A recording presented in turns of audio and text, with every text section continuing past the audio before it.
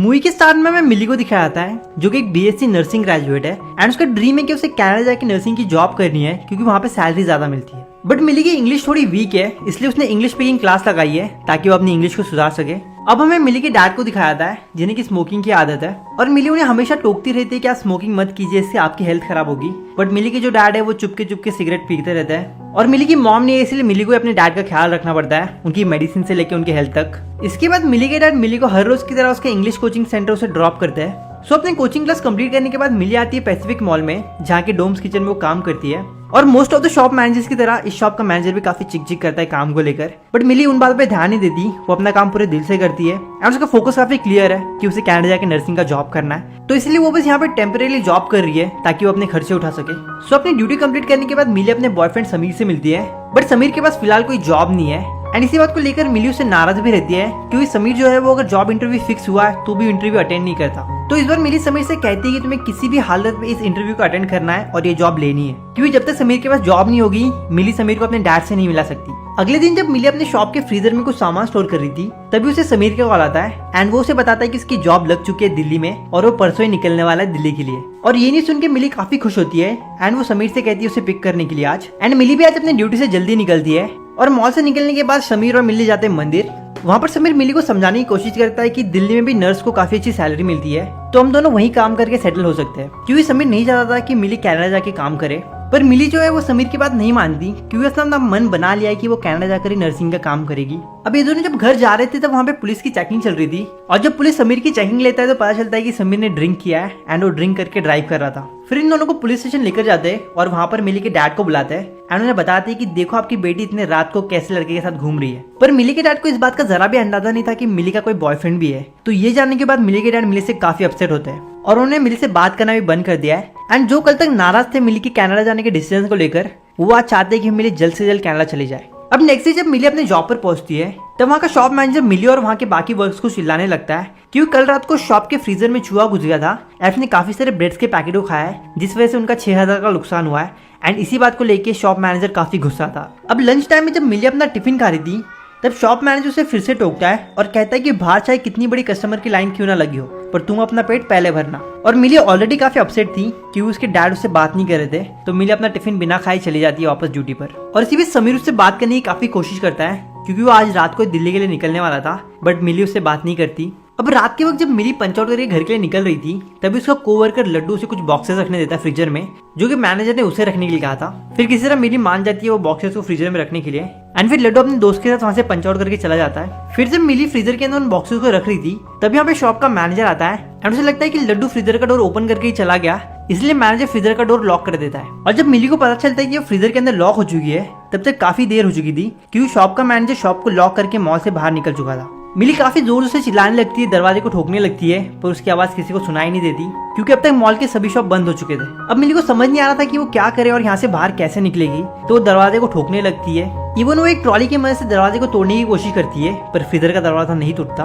और सबसे वर्स्ट मिली के पास उसका फोन भी नहीं है जिससे वो किसी को कॉल करे क्योंकि उसका जो फोन है वो फ्रीजर के बाहर ही छूट गया था। दूसरी तरफ घर पर मिली के डैड भी काफी परेशान थे क्योंकि काफी देर हो चुकी थी और मिली अब तक घर नहीं आई है। सो मिली के डैड मिली की फ्रेंड हसलिन को कॉल लगाते हैं एंड उसे बताते हैं कि मिली अब तक घर नहीं आई है। पर हसलिन को भी मिली के बारे में कुछ पता नहीं था क्योंकि वो शॉप से जल्दी निकल गई थी। इवन अपने बाकी कोवर्कर्स को भी कॉल करके पूछते मिली के बारे में बट किसी को भी कुछ आइडिया नहीं होता कि वो कहाँ पर होगी। पर जब हसलिन लड्डू को कॉल लगाती है तो लड्डू कहता है कि जब मैं वहां से निकला तब मिली शॉप में ही थी।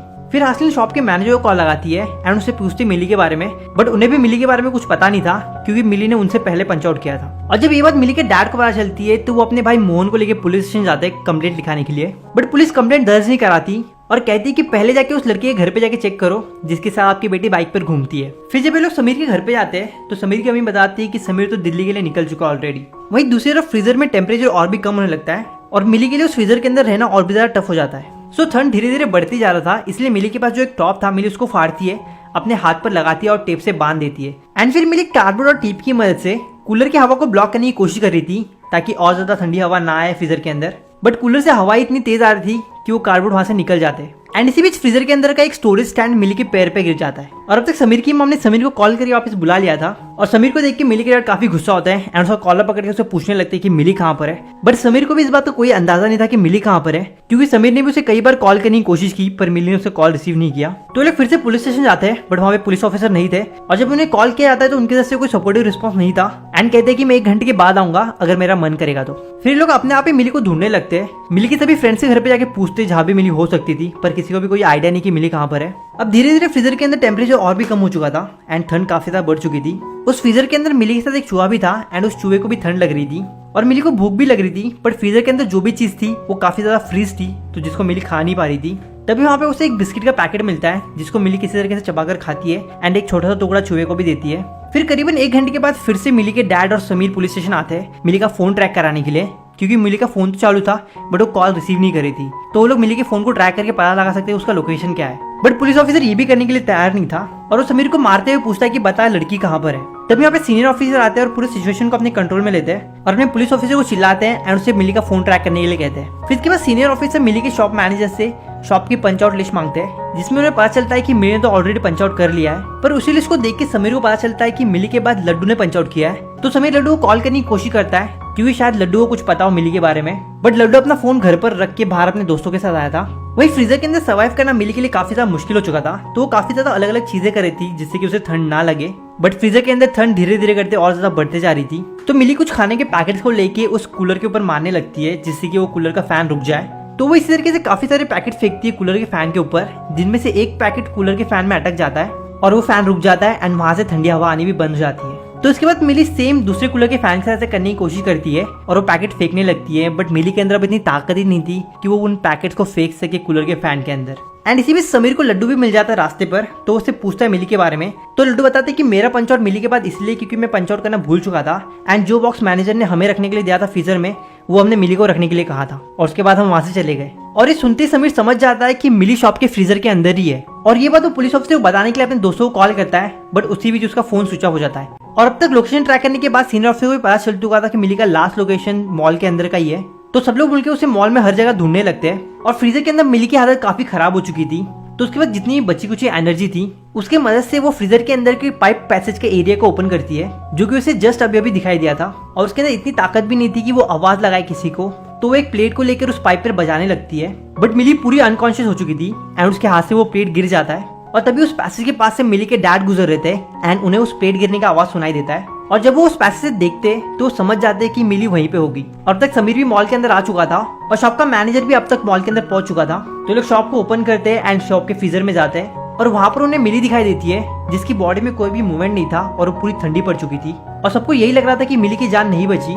तभी मिली के हाथों में हल्का सा मूवमेंट होता है और एकदम हल्की आवाज में पापा कहती है। फिर ये लोग बिना टाइम वेस्ट किए मिली को हॉस्पिटल लेके जाते हैं एंड फिर कुछ देर बाद मिली होश में आ जाती है। एंड फिर हमें ये भी देखने मिलता है कि अब तक मिली के डैड और समीर के बीच में काफी अच्छी बॉन्डिंग हो चुकी है और वो समीर को भी एक्सेप्ट कर लेते हैं एज अ फैमिली मेंबर और मिली भी अपना कनाडा जाने का प्लान कैंसिल कर लेती है और यहीं अपने फैमिली के साथ रहेगी। सो इसी के साथ ये मूवी यहीं खत्म होती है। बट गाइस मिली मूवी तो है मलयालम मूवी हेलन का रीमेक, बट जो हेलन मूवी की स्टोरी थी वो एक्चुअली एक ट्रू इवेंट से इंस्पायर हुई है। तो कोई ये मामूली बात नहीं कि फ्रीजर के अंदर किसी ने इतने घंटे सर्वाइव किए है। तो जिनके साथ भी ये इंसिडेंट हुआ था उनको तो हैट्स ऑफ है सबसे पहले। और रही बात अपने चैनल की, तो मुझे पता है कि इस वीक वीडियो काफी लेट आया है और उसका मेन रीजन है मेरा खुद का इनडिसिप्लिन में होना, जिसके बारे में मैं काफी अच्छे से अवेयर हूँ। बट अब से वीडियो ऑन टाइम आएंगी और मैं अपना बेस्ट दूंगा हर एक वीडियो को बनाने के लिए। And most importantly thank you for all the love and support जो कि आप लोग ने अब तक दिया है। और मेरे लिए अगर कोई भी सजेशन हो जिससे कि मैं अपने वीडियोस को और अच्छे से इंप्रूव कर सकूं तो कमेंट में जरूर शेयर करना। And that's all for the video.